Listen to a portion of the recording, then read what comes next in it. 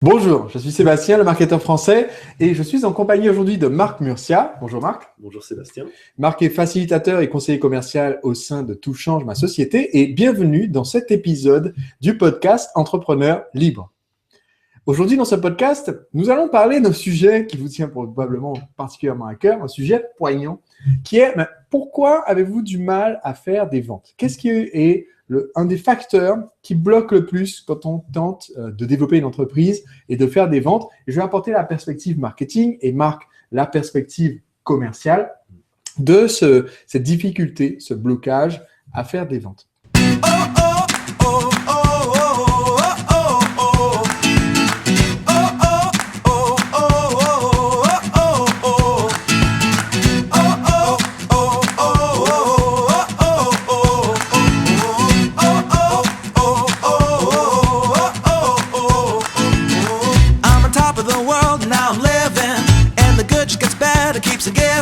Not even close to the end, it's just beginning. Life is getting lighter while the days are getting brighter, yeah. And it's a good, I won't even worry anymore. Took all my cares, still can kick them all out the door. Go on and try, come and tell me what you're waiting for. Quand on a discuté avec Marc, on était d'accord sur un point, qui est un point qui a aussi été évoqué dans plusieurs des entrevues que j'ai fait avec des entrepreneurs à succès pour la sortie du livre Le chemin vers le sommet, c'est l'engagement.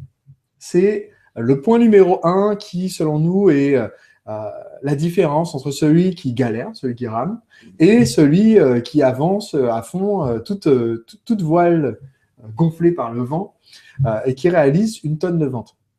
Et dans mon interaction avec Thierry Marx, par exemple, chef étoilé, chevalier de la Légion d'honneur, il expliquait que voilà, l'engagement pour lui, c'est un de ses 3 piliers, avec la rigueur et la régularité, et que d'être à fond dans ce qu'on fait, c'était un des facteurs principaux de succès.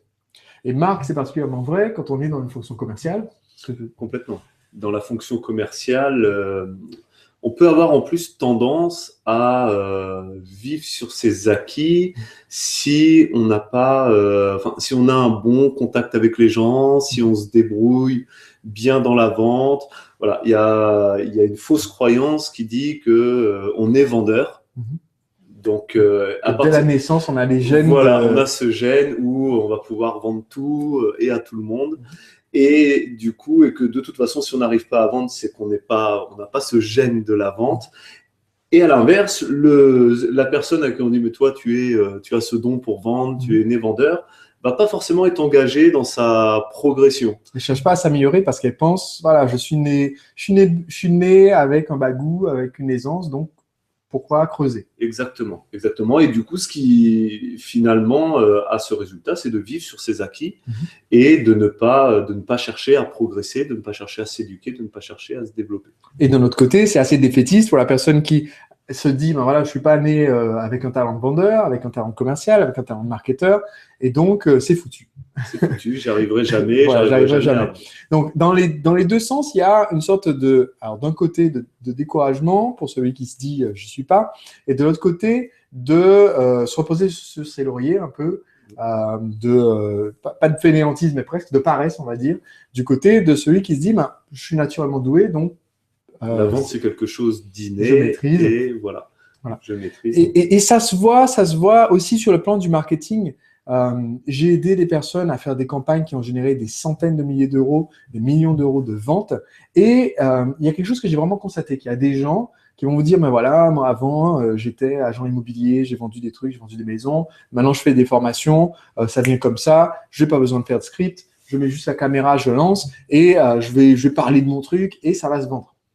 Et le problème, c'est qu'ils ont cette croyance qui est, comme je me débrouille, ça va se vendre.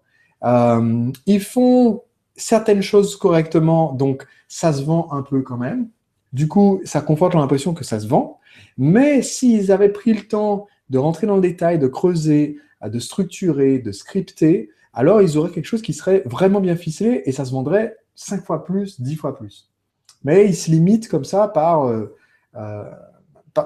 négligence un peu et pas la volonté de donner davantage, de se donner davantage. Finalement, c'est ce qu'on retrouve dans la partie commerciale, avec le commercial qui n'est pas le vendeur d'élite, qui n'est pas le vendeur d'exception dans le top 3 des vendeurs, mais qui va toujours se Vendre un débrouiller peu. avec des résultats un peu en dents de scie, Mhm. mais qui aura quand même une constante où voilà, il vend, il se débrouille, il a un bon contact avec les gens, Mhm. ça passe, et puis ben, il se suffit de ces résultats-là. Ce qui veut dire donc que si vous êtes l'entrepreneur solopreneur, parce qu'il y a deux cas, soit vous avez une équipe, soit vous êtes tout seul. Si vous êtes l'entrepreneur solopreneur qui porte le projet, ça veut dire que être capable de vendre votre produit, c'est la compétence la plus importante que vous puissiez avoir dans la boîte. Présenter votre produit pour le vendre à un client, mais aussi à un partenaire, mais aussi à un investisseur, c'est ce qui va vous permettre de croître. Et donc, cette compétence-là, il faut l'acquérir, à la fois sur le plan je présente moi-même en direct et sur le plan je présente mon produit en masse via mon marketing. Mais derrière, quand vous allez déléguer, quand vous allez recruter des gens, il ne faut pas juste se contenter de dire j'embauche quelqu'un qui a du bagou, qui parle bien, mais se dire non seulement il faut que j'embauche quelqu'un qui sache déjà vendre, mais en plus, il faut que cette personne-là continue à se former, continue d'apprendre. Marc, tu suis des formations, Complètement. tu suis des formations vidéo, tu lis des livres, tu continues de chercher, alors que tu as réalisé des centaines de milliers d'euros de ventes au téléphone avec l'année dernière. Mais ce processus, c'est jamais un processus qui s'arrête. Non, on essaie toujours voilà, de connaître tout ce qui touche, de lire tout ce qui touche au sujet, à la vente, et d'acquérir les outils, les bons outils. Et c'est souvent ce qui fait défaut aussi, c'est qu'on n'a pas les outils, on n'a pas les techniques. Et donc après, quand on est passionné par un sujet, on va essayer de toucher, de tout connaître Toucher à finalement, tout, de connaître tout ce les qui outils. tourne autour de ce sujet, Mhm. et donc de suivre les formations pour progresser, pour toujours se remettre en question, et pour avoir toujours une marge de progression suffisante et améliorer ses résultats. Donc, il faut avoir l'engagement, Un engagement, il faut avoir les outils, il les faut outils, c'est avoir aussi l'énergie, la passion du produit qu'on vend. C'est aussi quelque chose qui manque beaucoup. Il y a des gens qui l'ont peut-être quelque part, mais c'est enterré et ça ne se ressent pas dans leur communication. Soit parce que la communication est d'un côté trop succincte, vous vous dites, les gens savent déjà tout ça, est-ce qu'il y a vraiment besoin de leur redire? Du coup, vous ne le dites pas, alors que c'est important, c'est ce qui crée la vente. Racontez votre histoire, la partie poignante, pourquoi vous avez pris une décision. Si vous êtes dans une communication en face à face avec un client ou au téléphone, vous vous dites peut-être, j'ai déjà raconté 10 fois cette histoire, j'ai déjà raconté 15 fois, 100 fois, 1000 fois, pourquoi est-ce que je raconterai une fois de plus? Les gens le savent. Non. Chaque nouveau client, c'est un nouveau client, il découvre, il faut qu'il entende à nouveau cette histoire. Et il y a ça d'un côté, ce côté d'oser mettre en avant son histoire, son enthousiasme. De l'autre côté, il y a le faire sans faire juste du pipeau. Parce que quand on dit mettez de l'enthousiasme dans votre marketing, les gens pensent des fois, ça veut dire rajouter juste des superlatifs. J'en vais envoyer un mail au sujet de mon produit, m'a dire, écoutez, c'est une formation vraiment exceptionnelle, une occasion unique de rejoindre quelque chose de grandiose avec un mouvement vraiment formidable de personnes qui se décident à faire un changement merveilleux dans leur vie. Juste rajouter des adjectifs, des superlatifs et des adjectifs comme ça amélioratifs, ce n'est pas ce qui va convaincre la personne en face qui reçoit le message. Cette personne-là préférait avoir une histoire réelle, concrète de ce que vous avez vécu avec ce produit, de quelqu'un que vous avez aidé via une étude de cas, et ça va avoir plus de force de persuasion.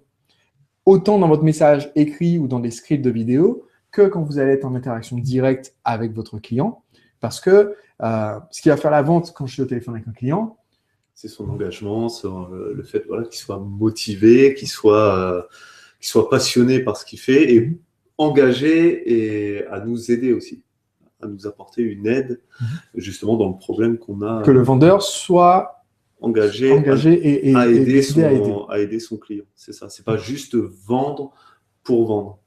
Donc être engagé dans l'aide qu'on peut apporter au client et être vraiment convaincu qu'on peut vraiment transformer quelque chose chez lui. Alors des fois, les gens disent, mais oui, mais Sébastien, c'est bien sympa, tu dis, voilà, mais tu as de l'enthousiasme, de l'énergie, mais c'est tellement naturel pour toi et tu es sur un secteur où on met pas d'enthousiasme à l'énergie, et dans mon secteur, mon cas à moi est différent.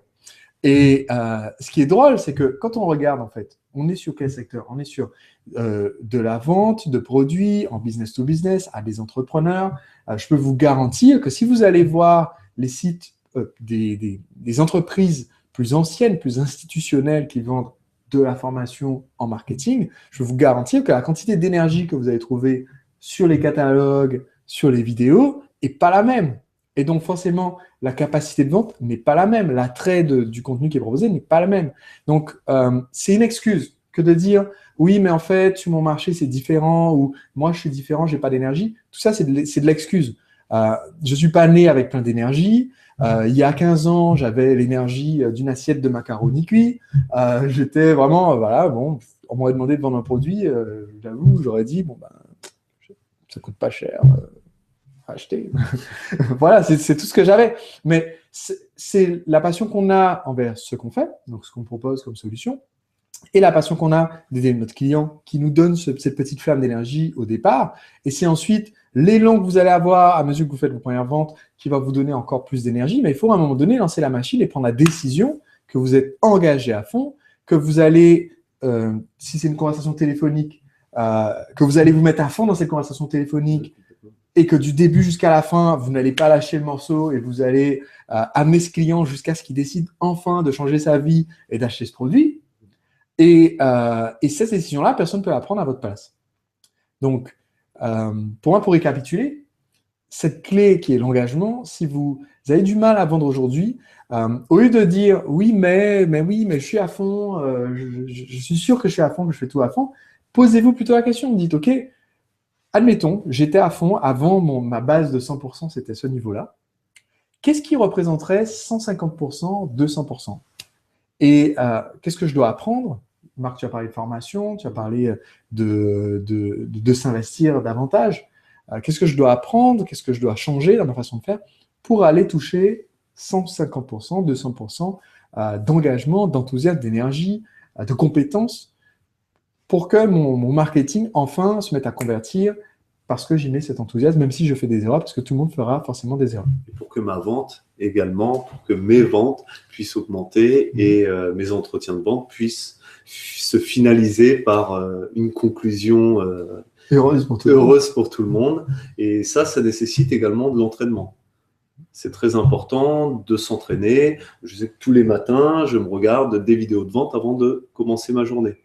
Donc, je regarde des vidéos d'experts de la vente qui vont m'expliquer soit sur un point, une technique ou autre, ou qui vont mettre en application un entretien, qui vont être au téléphone en train de conclure une vente.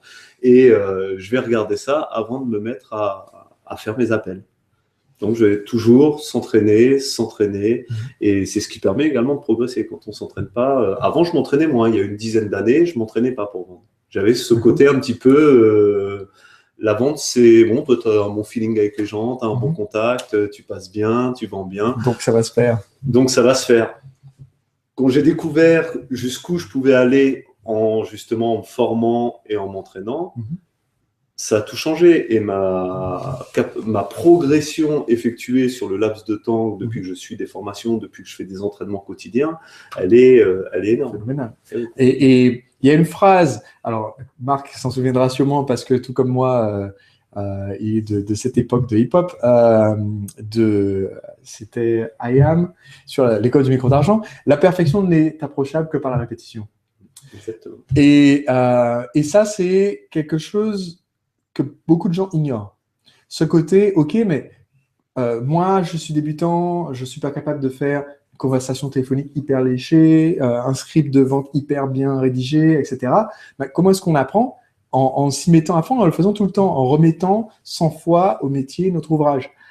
Si aujourd'hui, je suis capable d'écrire un super script de vente, si aujourd'hui, j'ai pu former des gens à devenir eux-mêmes copywriters pour écrire des scripts de vente qui ont fait des dizaines de milliers d'euros, des centaines de milliers d'euros, des millions d'euros de vente, c'est parce que il y a une époque où je ne savais pas faire une page de vente et j'ai commencé à recopier à la main des pages de vente classiques de marketing, à les traduire en français quand elles étaient en anglais, à les recopier à la main, à écrire mes propres pages de vente à la main, à les faire lire à quelqu'un à haute voix, à me dire « Ok, ça cloche, ça va pas », à les corriger ensuite. Ma petite sœur, qui à l'époque avait même pas il y a une quinzaine d'années, en a lu des phrases comme ça. J'ai une très jeune sœur.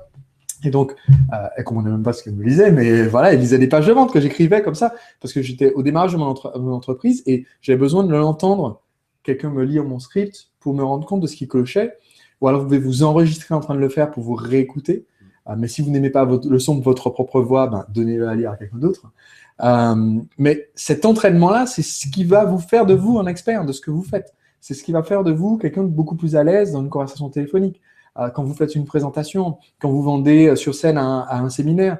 La raison pour laquelle je fais plus de conversions quand je suis sur scène à un séminaire que d'autres personnes qui font des séminaires, c'est parce que moi, quand je monte sur scène et que je présente le produit, c'est pas la première fois que je le fais, parce que je l'ai répété dans ma tête, dans les coulisses, j'ai répété à haute voix le matin même, j'ai répété 3 fois avec mon équipe, dont Marc, comme public, j'ai 2 personnes dans le public, et j'ai fait toute la répétition de tout le message de vente, avec toute la présentation de toute l'offre, de la garantie, du prix. J'ai dit, voilà, levez-vous, allez au fond, commander. Et j'ai ma petite salle de 2 personnes assises à la répète, mais je l'ai fait. Et au bout d'un moment, c'est dans vos cellules, c'est dans vos os, ça sort naturellement. Donc, la raison pour laquelle aujourd'hui vous avez peut-être du mal à vendre, c'est l'engagement, c'est de l'expertise qu'on acquiert justement en étant engagé à fond, en apprenant sans cesse, et c'est de la répétition et de l'entraînement. Vous avez ces 3 choses-là, vous êtes sûr d'arriver à destination et que la vente soit beaucoup plus facile et spontanée. Dans les prochains podcasts, on va vous donner d'autres conseils pour vous aider à développer votre activité, à faire grimper vos ventes, devenir numéro 1 aux yeux de vos clients et vous créer le style de vie de l'entrepreneur libre. Pour recevoir le prochain podcast gratuitement, il vous suffit de vous abonner. Il y a normalement sur cette page, quelque part autour de nous, un bouton s'abonner pour recevoir gratuitement les podcasts par email.